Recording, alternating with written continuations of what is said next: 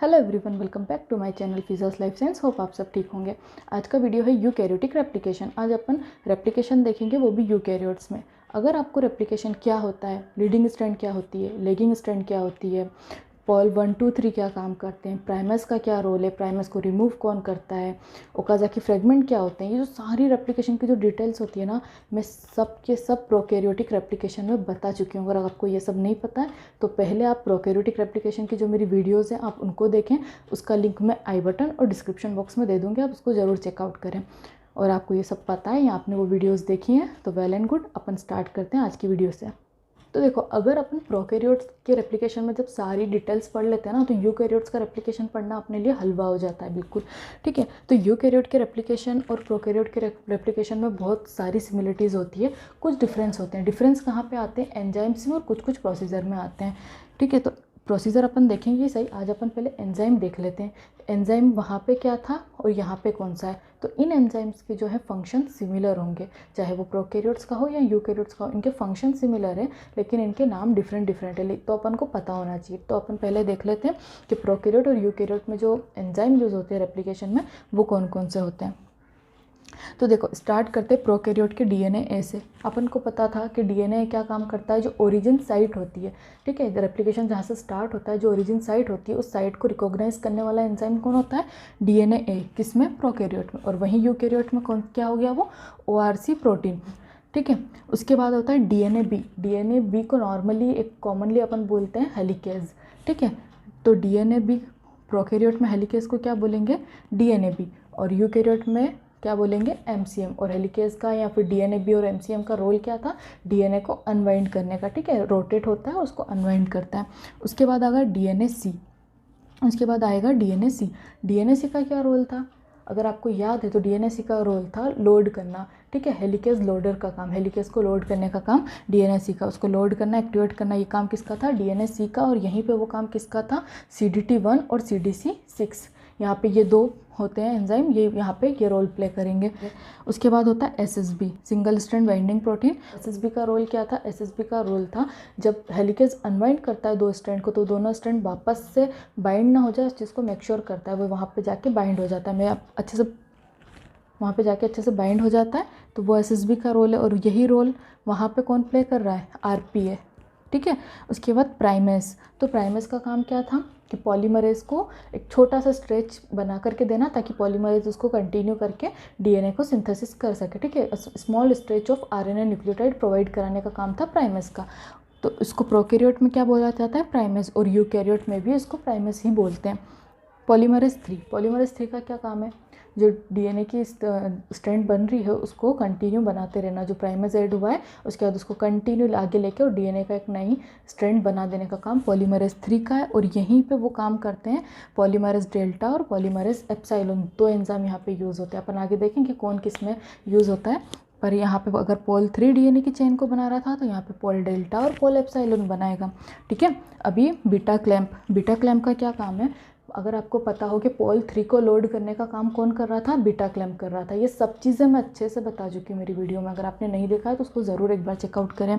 तो beta clamp का काम था पॉलीमरेज 3 को डीएनए की स्ट्रैंड पे लोड करने का। ठीक है, और यहीं पे जो पॉल डेल्टा और पॉल एप्सिलॉन बना रहे हैं, तो पॉल डेल्टा और पॉल एप्सिलॉन को जो है डीएनए की स्ट्रैंड पे अटैच कराना या वहाँ पे बाइंड कराने का काम कौन कर रहा है? पीसीएनए।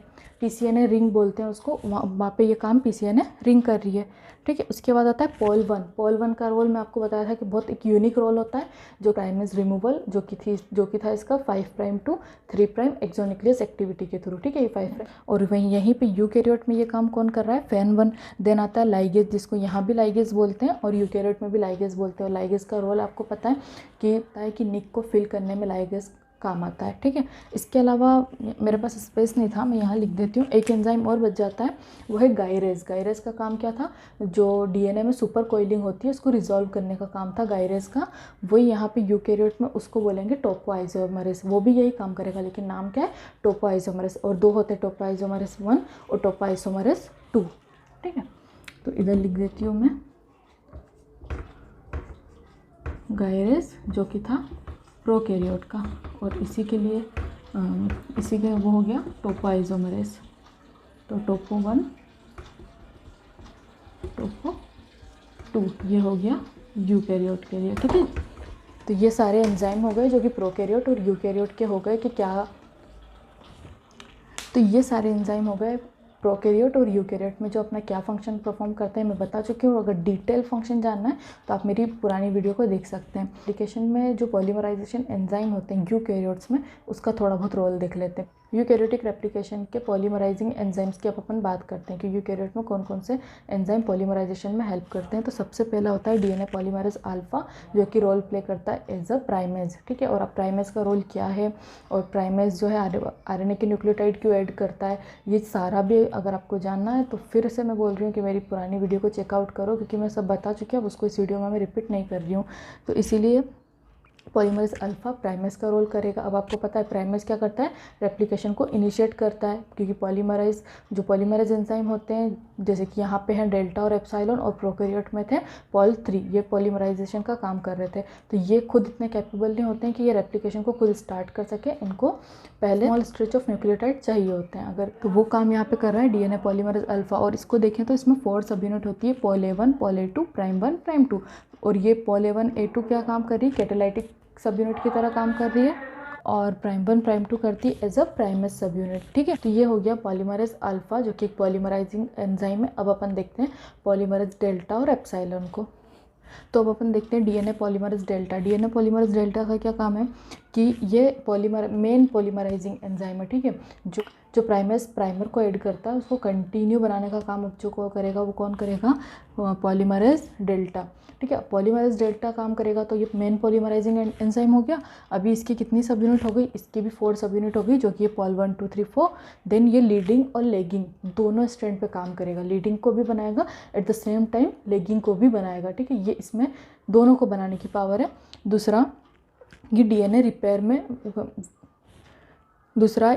रिपेयर में भी पार्टिसिपेट करेगा। अब डीएनए रिपेयर क्या है तो इस पर भी मैं एक वीडियो आगे बनाऊंगी डीएनए रिपेयर पर पूरा। और अगर आपको लीडिंग और लेगिंग स्ट्रैंड नहीं पता तो इस पर मैं ऑलरेडी वीडियो बना चुकी हूँ, आप उसको एक बार ज़रूर चेकआउट करें।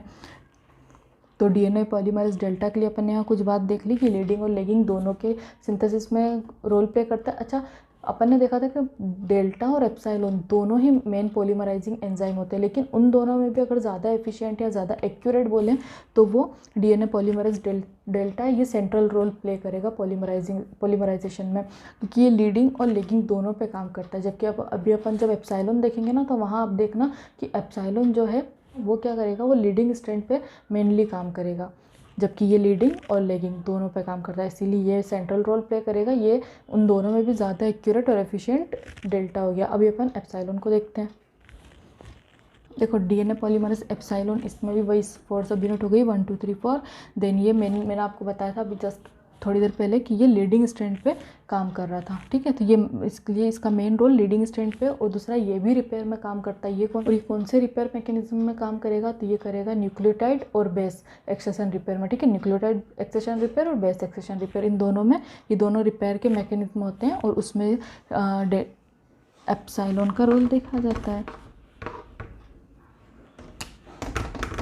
ठीक है। एप्सिलॉन का रोल देखा जाता है। अब लास्ट बचे डीएनए पॉलीमरेज बीटा और गामा। बीटा रिपेयर में वर्क करेगा और गामा जो है जो माइटोकॉन्ड्रियल डीएनए होता है उसके पॉलीमराइजेशन में रोल करेगा। तो यहाँ पे अपन ने यूकैरियोट में जितने भी पॉलीमराइजिंग एंजाइम होते हैं उसका रोल अपन ने थोड़ा बहुत देख लिया है। अगर आपको इस पर डिटेल वीडियो चाहिए तो आप मुझे बताना, मैं अलग से इसका बिल्कुल डिटेल बताऊँगी। अभी अपन चलते हैं रेप्लिकेशन इनिशिएशन पर। अगर यूकैरियोटिक रेप्लिकेशन की बात करें तो यूकैरियोट्स में रेप्लिकेशन जो इनिशिएट होता है वो रेप्लिकेशन के इनिशिएशन के लिए उसको स्टार्ट होने के लिए एक स्पेसिफिक सीक्वेंस की ज़रूरत होती है, एक साइट की ज़रूरत होती है। वो सीक्वेंस यहाँ पे होती है ARS sequence, autonomously replicating sequence, ठीक है। तो ये जो सीक्वेंस होती है वो होती है 100 to 200 बेस पेयर लॉन्ग होती है। इस सीक्वेंस में भी 11 to 13 न्यूक्लियोटाइड के जो इस सीक्वेंस में भी 11 to 13 इतने बेस पेयर लॉन्ग छोटी छोटी स्मॉल स्ट्रेच ऑफ सीक्वेंस होती है, जैसे A1 B1 B2 B3, ठीक है। तो अपनी मेन एक हो गई ARS सीक्वेंस, इसके अंदर भी 11 to 13 बेस पेयर लॉन्ग हो गई स्मॉल सी अपनी स्ट्रेच ऑफ सीक्वेंस जो कि हो गई A1 B1 B2 B3। इतना समझ में आया। अब अभी क्या होगा, अभी सीक्वेंस तो है लेकिन इस सीक्वेंस को पहचानने वाले या इसको रिकॉग्नाइज करने वाले भी तो एंजाइम या प्रोटीन होने चाहिए। तो वो कौन है? ORC। ये क्या करेंगे, इस सीक्वेंस में इस सीक्वेंस को पहचानेंगे। अभी सीक्वेंस है 100 to 200 बेस पेयर, इसमें भी वो स्पेसिफिकली कहाँ बाइंड करेंगे? A1 और B1, ठीक है। इस साइड पे आके ORC समवेयर इस साइड के बीच में कहीं ORC बाइंड करेगा, ठीक है। तो अपनी सीक्वेंस हो गई, जहाँ से रेप्लिकेशन स्टार्ट होना है उस स्टार्ट साइड को पहचानने वाला एंजाइम हो गया ORC। इतनी पिक्चर क्लियर। अभी क्या होगा, ये ORC अपने कोफैक्टर को बुलाएगा, इसके साथियों को बुलाएगा, जो कि हो गए अपने CDC6 और CDT1। ये दो इसके कोफैक्टर हो गए। तो ठीक है, तो जो ओरिजिन साइट को रिकॉग्नाइज करने का काम था वो तो हो गया, ठीक है। ORC भी आ गया, उसने अपने साथियों को भी बुला लिया। अभी क्या होगा, अभी ये दोनों का जो रिक्रूटमेंट होता है ना, वो MCM 2 to 7 मतलब 2 से लेकर 7 तक का एक पूरा कॉम्प्लेक्स होता है। या तो 2 हो सकते हैं या 7 होते हैं, ऐसे MCM का एक पूरा कॉम्प्लेक्स होता है।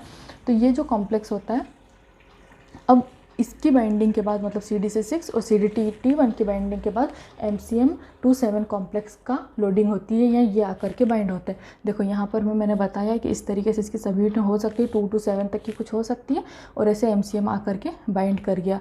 इतनी पिक्चर क्लियर। अपना हेलिकेज आ गया, ठीक है। ओरिजिन ने पहले पहचान लिया, अपने साथियों को बुला लिया, हेलिकेज को भी बुला लिया। इतनी पिक्चर क्लियर हो गई। अब इस हेलिकेज को अपन को एक्टिवेट करना है। एक्टिवेट कैसे होगा? और एक चीज़ और, MCM 2-7 कहाँ बाइंड करा? B2 पे बाइंड करा, ठीक है। ORC ने A1 B1 पे बाइंड करा, और जो अपना हेलिकेज मतलब MCM 2-7 है उसने बाइंड करा B2 पे, ठीक है जी।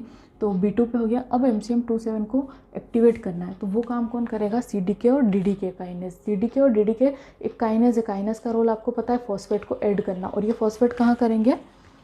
ये फॉस्फेट ऐड करेंगे टायरोसिन या थ्रियोनिन, ये इस साइड पर फॉस्फेट को ऐड करेंगे, ठीक है। ये जो MCM 2-7 कॉम्प्लेक्स है, जो ये प्रोटीन है, इस प्रोटीन में कहीं पे टायरोसिन और थ्रियोनिन इस तरीके की साइट होगी, उस साइट पे ये ले जाके फॉस्फेट को लगा देंगे, ठीक है। अभी फॉस्फेट अटैच हो गया, तो इससे क्या हो गया, अपना जो MCM 2-7 कॉम्प्लेक्स है वो एक्टिवेट तो हो गया। लेकिन अभी जो MCM 2-7 कॉम्प्लेक्स है ना, ये आगे लोड होगा, लोड होकर अनवाइंड करेगा। उसके लिए इसको क्या चाहिए? ATP चाहिए, जो कि प्रोवाइड कराएगा ATPase एंजाइम। और यहाँ पे ATPase एंजाइम की तरह रोल कौन कर रहे हैं प्ले? CDC6। इसका रोल है, ये ATPase की तरह काम करेगा, ठीक है। तो देखो, ये हो गई अपनी पूरी इस तरीके से पिक्चर क्लियर की, कैसे कौन एंजाइम आ गया, कैसे हेलिकेज आया, कैसे हेलिकेज एक्टिव हुआ, और कैसे वो लोड होना या फिर अनवाइंड करना उसने स्टार्ट करा। इतना सब देखा। इसकी एक बिल्कुल क्विक समरी देखते हैं अपन फटाफट से, जो कि ARS सीक्वेंस से अपनी कहानी स्टार्ट होगी। कि कोई DNA है काफ़ी लंबा, उसमें कई सारी, क्योंकि यूकेरियोट्स में कई सारी ओरिजिन साइट होती है, ठीक है। तो इसीलिए ओरिजिन साइट को यहाँ पर ARS सीक्वेंस बोल रहे हैं। तो ऐसे कई सारी ARS सीक्वेंस होगी DNA में, ठीक है। उस सीक्वेंस में भी स्मॉल स्ट्रेच ऑफ सीक्वेंस होगी A1 B1 B2 B3, ठीक है। अब इस सीक्वेंस में इस सीक्वेंस को पहचानने का काम किसका है? ORC आके बाइंड करेगा। वो भी स्पेसिफिक किससे करेगा? A1 और B1। इसीलिए इसका नाम अपन ने दे दिया रिकॉग्निशन। मतलब ये साइट क्या हो गई? रिकॉग्निशन साइट हो गई, कि यहाँ पे बाइंड करा है, क्योंकि इससे रिकॉग्निशन प्रोटीन बाइंड हो रहा है। उसके बाद ये अपने कोफैक्टर को बुलाएगा, उसके बाद अपना हेलिकेज लोड हो जाएगा। हेलिकेज को फॉस्फेट ऐड करके एक्टिव कौन करेगा? CDK और DDK एक्टिव कर देंगे, क्योंकि वो काइनेज है। ये फॉस्फेट ऐड कहाँ करेंगे? टायरोसिन और थ्रियोनिन साइड पे ऐड करेंगे, ठीक है। फॉस्फेट ऐड कर दिया, उसके बाद MCM क्या हो गया? वो एक्टिव हो गया। जैसे ही वो एक्टिव होता है तो थोड़ी सी मेल्टिंग होती है, और मेल्टिंग कहाँ पे होती है? B2 साइड पे, क्योंकि MCM 2-7 B2 साइड पर ही बाइंड होता है, इसीलिए इस साइड को अपन ने मेल्टिंग साइड बोल दिया।